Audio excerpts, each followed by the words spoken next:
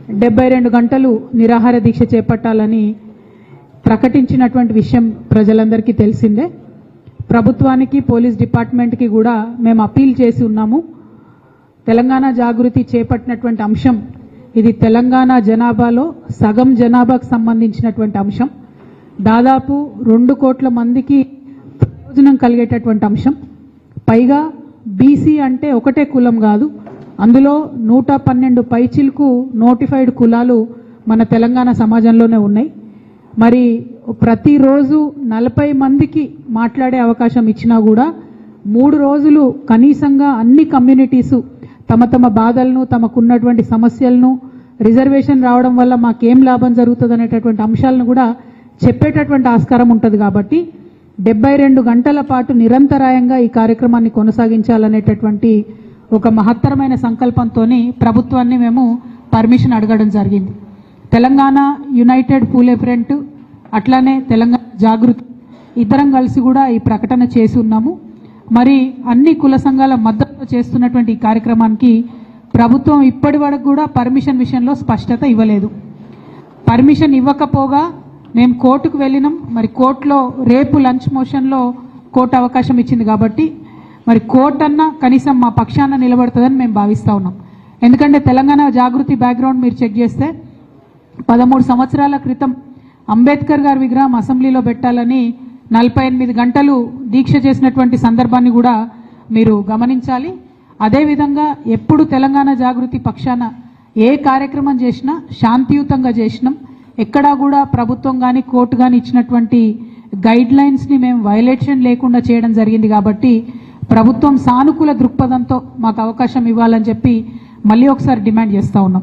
ఎందుకంటే మీరు చివరి మినిట్లో పర్మిషన్ ఇచ్చి కన్ఫ్యూజన్ చేస్తే రాష్ట్ర వ్యాప్తంగా అన్ని జిల్లాల నుంచి కూడా ప్రతి కుల సంఘం వాళ్ళు తరలి వస్తామని మెసేజ్లు పంపుతూ ఉన్నారు. కాబట్టి వారికి ఇబ్బంది అవుతుంది, ఆర్గనైజ్ చేస్తున్న మాకు ఇబ్బంది అవుతుంది, మేనేజ్ చేసేటటువంటి పోలీస్ వాళ్ళకు కూడా ఇబ్బంది అవుతుంది. కాబట్టి ఒక స్పష్టమైన ప్రకటన ఇచ్చి మాకు తక్షణమే పర్మిషన్ ఇవ్వాలని చెప్పి మేము మళ్ళీ ఒకసారి ప్రభుత్వాన్ని డిమాండ్ చేస్తూ ఉన్నాం. 72 గంటలు నీళ్లు తాగకుండా, అన్నం తినకుండా మేము అనేక మందిని కూడా దీక్ష కూర్చుంటాం. కాబట్టి మద్దతు ఇవ్వాలి. ఇది గాంధేయ మార్గంలో చేసేటటువంటి దీక్ష, బీసీల సమస్యలను ప్రపంచం ముందు హైలైట్ చేసేటటువంటి దీక్ష. కాబట్టి పర్మిషన్ ఇవ్వాలని ప్రభుత్వాన్ని నేను మరొకసారి డిమాండ్ చేస్తూ united Phule front co convener, coordinator Alakunta Hari గారిని మాట్లాడవలసిన కోరుతున్నాను.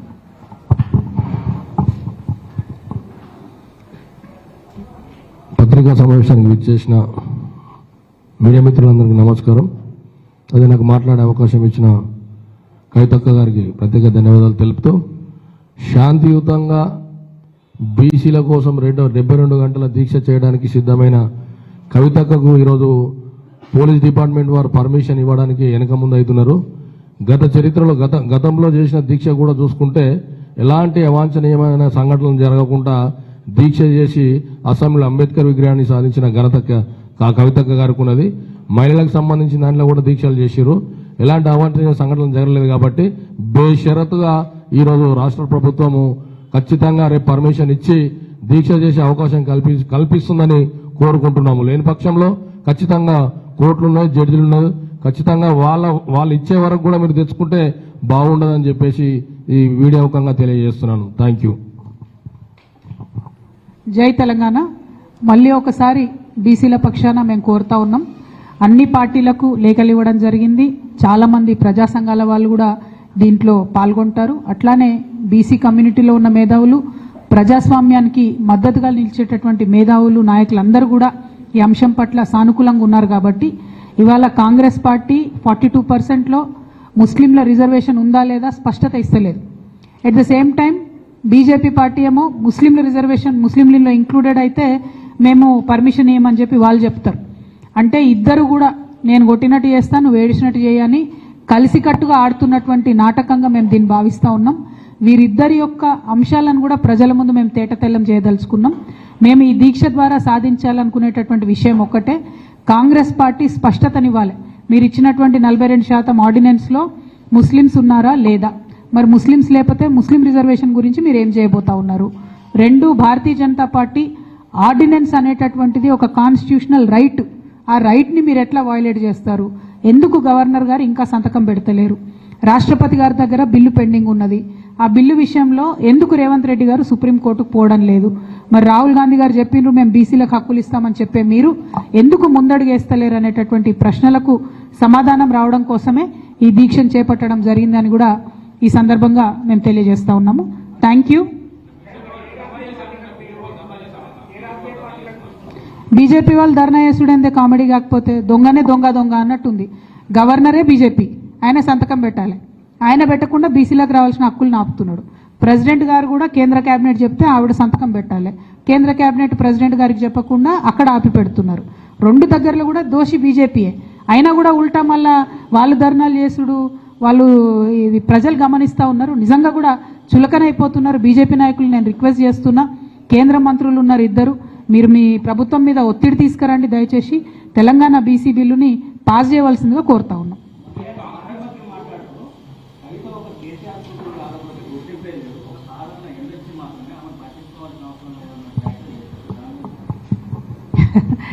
ఇప్పుడు ఇక ఏం చెప్పాలన్నా నీకు నా బాధ. నేనేమంటున్నా అంటే అనుచితమైనటువంటి వ్యాఖ్యలు ఒక ఇంటి ఆడబిడ్డగా నా మీద చేస్తే యావత్ తెలంగాణ బాధపడి అనేక మంది ఎక్కడికక్కడ డైరెక్ట్గా రియాక్ట్ అయినారు. మరి ఏమైందో ఏమో నాకు తెలియదు, కానీ బీఆర్ఎస్ పార్టీలో ఉన్న అన్నదమ్ములకు వాళ్ళు మాత్రం ఎవరు రియాక్ట్ కాలేదు. ఎందుకు కాలేదు అన్నటువంటి విషయం ఒకటి ఆలోచించాలి. రెండు, మీ అందరికీ తెలుసు నేను ఎప్పుడు కూడా నిర్దిష్టమైన సమాచారం లేకుండా మాట్లాడను. ఇవాళ నేను చాలా నిర్దిష్టమైన సమాచారంతో చెప్తున్నా. ఆ వ్యాఖ్యల వెనుక ఒక బీఆర్ఎస్ పెద్ద నాయకుడి హస్తం ఉన్నది. అందుకనే బీఆర్ఎస్ పార్టీ నాయకులు ఎవరు కూడా రియాక్ట్ కాలేదని చెప్పి నేను బలంగా నమ్ముతా ఉన్నాను. ఆ కుట్రలు చేసిన పెద్ద నాయకులు ఏమనుకుంటున్నారంటే నా దగ్గర ఎవరో 10 మందిని పెట్టి నా దగ్గర జరిగే అంశాల సమాచారం ఎప్పటికప్పుడు తీసుకుంటున్నామని చావు తెలివితేటలు ప్రదర్శిస్తున్నారు. కానీ ఆ బాగా పెద్దగా ఉన్న నాయకుడికి అర్థం కావాల్సింది ఏంటంటే అక్కడేం జరుగుతుందో కూడా నాకు సమాచారం వస్తూనే ఉంటుంది. సో మీరు ఏ టైంలో ఎవరిని కలిశారు, నా మీద వ్యాఖ్యలు చేయడానికి మీరు ఎవరిని ప్రోత్సహించారు, మీరు ఎంత కింద స్థాయికి దిగజారి ఒక ఆడబిడ్డ మీద అటువంటి వ్యాఖ్యలు చేయించారు, ఇవన్నీ కూడా నేను చూస్తున్నా, గమనిస్తున్నా. నేను బలంగా కర్మ సిద్ధాంతాన్ని నమ్ముతున్నా. నేను మళ్ళీ చెప్తున్నా, ఇవాళ మీరు నన్ను ఒంటరి చేసి ఏదో చేయాలని అనుకోవచ్చు, నా మీద ఇటువంటి వ్యాఖ్యలు చేపించి శునకానందం పొందొచ్చు టెంపరీగా, కానీ దేవుడు అనేవాడు ఉన్నాడు. ఖచ్చితంగా అది మీకు తిరిగి కొట్టే సమయం వస్తుంది. ఒకటి. రెండు ఒక లిల్లీపుట్ నాయకుడు నల్గొండలో బీఆర్ఎస్ పార్టీని నాశనం చేసిన ఒక లిల్లీపుట్ నాయకుడు ఆమెవరు ఈమెవరు అని మా గురించి మాట్లాడుతూ ఉన్నారంటే మరి ఆయనకు ప్రోత్సాహం ఇస్తున్నది ఎవరో కూడా ప్రజలు ఆలోచించుకోవాలి. ఇవాళ నల్గొండ జిల్లాలో ఒక సీటు కూడా రాలే. ఆయన సీటు సావు తప్పి కన్నులొట్టవైన చందంగా చివరి నిమిషంలో అనుకోకుండా గెలిచినటువంటి సీటు. ఎన్నడూ ప్రజా ఉద్యమాలు చేయలే. కేసీఆర్ గారు లేకపోతే మరి నువ్వెవరు? అది కూడా ఆలోచించుకోవాలి కదా. కేసీఆర్ గారు లేకపోతే బీఆర్ఎస్ పార్టీలో ఉన్న ఏ నాయకుడైనా ఎవరు? ప్రజలకు మనందరినీ పరిచయం చేసింది కేసీఆర్ గారే కదా. మనలో మనం కన్ఫ్యూజన్ ఉన్నప్పుడు ఇష్టం వచ్చినట్టు మాట్లాడుకోవచ్చా? ఈ లిల్లీపుట్ నాయకుడు మాట్లాడంగానే ఇంకో చిన్న పిల్లగాడు నిన్నగాక మొన్న మా పార్టీలోకి వచ్చిన వాళ్ళు కూడా ఎటుపడతట్టు మాట్లాడు. అసలు ఎవరు మీరు? మీకు తెలంగాణ ఉద్యమంతో సంబంధం ఏంది? బీఆర్ఎస్ అధికారంలోకి వచ్చినాక బీఆర్ఎస్లోకి వచ్చి పదవులు పొంది ఉల్టా నా మీదనే మాట్లాడతారా మీరు? మేము ఉద్యమం చేసిందే మీ మీద కదా. చిన్న పిల్లగానిలా ఉండు బాబు. నువ్వు పెద్దవాళ్ళ విషయాల్లో తలదూర్చకు, తెలియని విషయాల్లో అసలే తలదూర్చకు. నీ వెనకాల చాలామంది ఉన్నారు అని అనుకుంటున్నావేమో. వాళ్ళ సంగతి కూడా ప్రజలకు వస్తుంది, తెలుస్తుంది. ఎప్పుడో ఒకసారి అన్నీ బయటపడతాయి. ఒక ఆవేదనతో చెప్తున్నా, నేను ఉట్టిగా చెప్తలేను. రాజకీయం చేయొచ్చు, కానీ ఇంత నీచంగా ఒక ఇంటి ఆడబిడ్డ మీద ఇటువంటి మాటలు మీరే అనిపించి స్పందించకుండా ఉంటారా? తెలంగాణ ప్రజలు ఊరుకోరు. నేను చెప్తున్నా.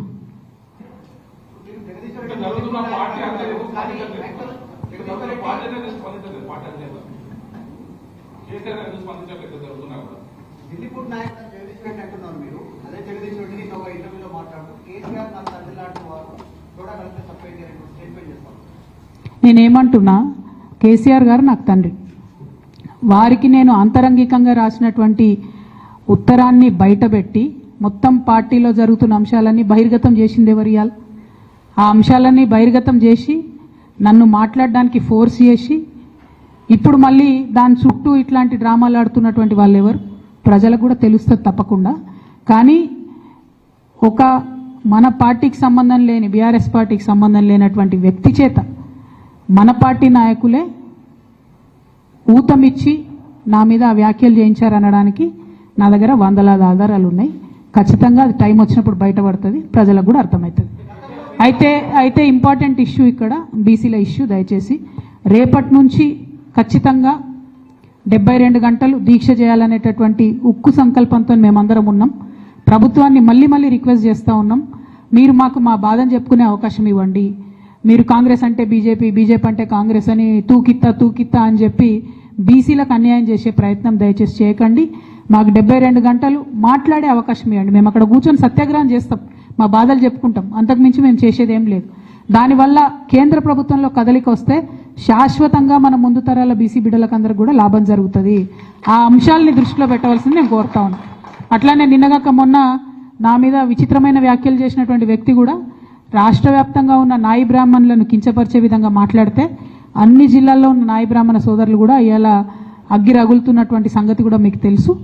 వాళ్ళు కూడా ముందుకు వస్తారు. రేపటి నాడు దీక్షల్లో కూడా వాళ్ళందరినీ కూడా పెద్ద ఎత్తున పాల్గొనేలాగా మేము ప్రోద్బలం చేస్తూ ఉన్నాము. అల్టిమేట్గా ప్రజాస్వామ్యంలో చాలా డీసెంట్గా మా నిరసన తెలియజేస్తాము. దానికి అవకాశం ఇవ్వాల్సిందిగా మళ్ళొకసారి డీజీపీ గారికి ప్రభుత్వానికి నేను విజ్ఞప్తి చేస్తాను.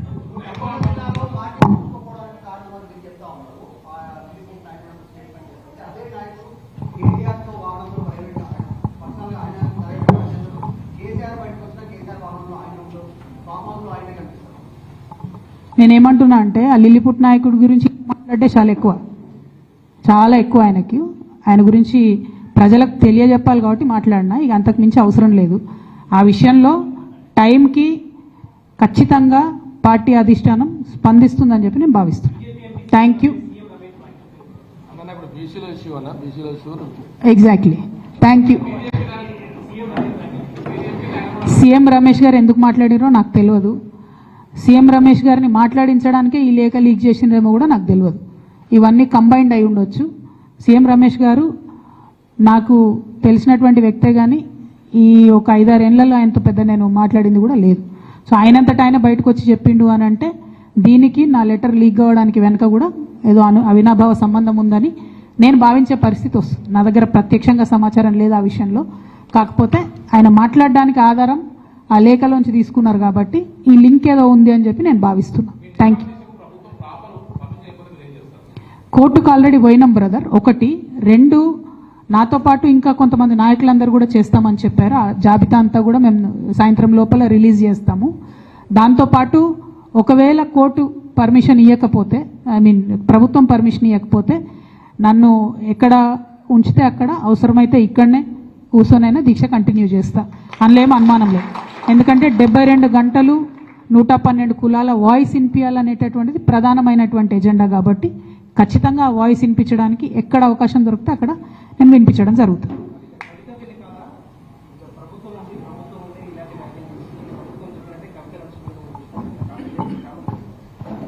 నేను అదే అంటున్నానే, మ్యాచ్ ఫిక్సింగ్ వాళ్ళకు అలవాటు, ఉద్యమంలో ద్రోహం చేసింది వాళ్ళకు అలవాటు.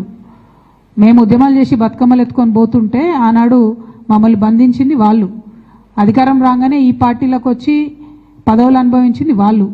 ఇవాళ వాళ్ళు తిరిగి వేరేల్తి చూపించి మాలాంటి వాళ్ళ మీద మాట్లాడుతున్నారంటే నిజంగా కూడా ఇవాళ బాధపడుతున్న తెలంగాణ ఉద్యమకారులు ఎవరి వల్ల బాధపడుతున్నారు? ఈ సొంటలకు పదవులు ఇచ్చుడు వల్లనే బాధపడుతున్నారు. కాబట్టి నేను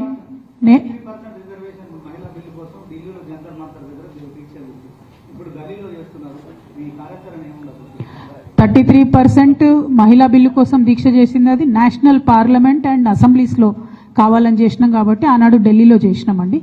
దానికి ప్రిల్యూడ్గా కూడా మేము అన్ని రాష్ట్రాల్లో ఉన్న మహిళా సంఘాలతో కోఆర్డినేట్ చేసుకుని చేసాం, ఉట్టిగా చేయలే. 2 ఇప్పుడు మనం చేసేది తెలంగాణ బీసీ బిల్ కోసం చేస్తున్నాం కాబట్టి ఇక్కడ దీక్ష చేస్తూ ఉన్నాం. ఆనాడు తెలంగాణ అసెంబ్లీలో అంబేద్కర్ విగ్రహం కావాలంటే కూడా ఇక్కడనే చేసినాం. సో అందుకే తెలంగాణ బీసీ బిల్ కోసం హైదరాబాద్ కేంద్రంగా ఇందిరా పార్క్లోనే అడుగుతూ ఉన్నాం పర్మిషన్.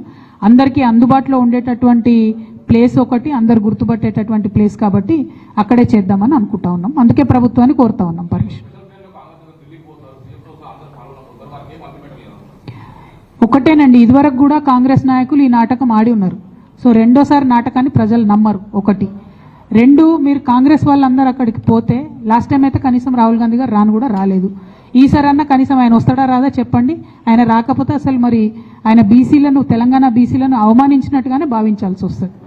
మూడో అంశం, మీరు వెళ్తే, ముఖ్యమంత్రి హోదాలో మీరు వెళ్తే, మీరు మీ పెద్ద నాయకులు పార్లమెంట్లో మాట్లాడాలి. ఇంతవరకు ఒక్క గాంధీ కూడా, రాహుల్ గాంధీ గారు కానీ, ప్రియాంక గాంధీ గారు, సోనియా గాంధీ గారు, ఒక్క గాంధీ కూడా పార్లమెంట్లో తెలంగాణ బీసీల గురించి మాట్లాడలేదు. ఎందుకు కాంగ్రెస్ పార్టీ సోనియా గాంధీ గారు అడిగితే ప్రెసిడెంట్ ఆఫ్ ఇండియా అపాయింట్మెంట్ ఇవ్వరా అండి? ఎందుకు అడుగుతలేదు కాంగ్రెస్ పార్టీ? మల్లికార్జున ఖర్గే గారు అడిగితే ఇవ్వరా అపాయింట్మెంట్? ప్రెసిడెంట్ గారిని మీరు అపాయింట్మెంట్ అడిగి వారిని ఒత్తిడి చేయండి. బిల్లు మీ దగ్గర పెండింగ్ ఉంది, మీకు ఇచ్చి 4 నెలలు అయిందని వారిని ఒత్తిడి చేయండి. అది చేయకుండా మీరు ఏది పడితే అది చేయడం అన్నది కరెక్ట్ కాదు. మీ మోసాన్ని ప్రజలు గమనిస్తున్నారు. కాబట్టి ఇద్దరు జాతీయ పార్టీల మోసాన్ని ఎండగట్టడానికి తెలంగాణ బీసీల తరఫున అనేక మంది తెలంగాణ బీసీ మేధావుల సలహా మేరకు, అనేక మంది న్యాయ నిపుణుల సలహా మేరకు, అనేక మంది ప్రజా సంఘాల వాళ్ళ సలహా మేరకు, కుల సంఘాల వాళ్ళ సలహా మేరకే ఈ దీక్షను చేపట్టడం జరిగింది. వారందరి మద్దతుతో కూడా దిగ్విజయంగా ఈ దీక్షను పూర్తి చేస్తామని కోరుతున్నాం. Thank you. జై తెలంగాణ, జై బీసీ.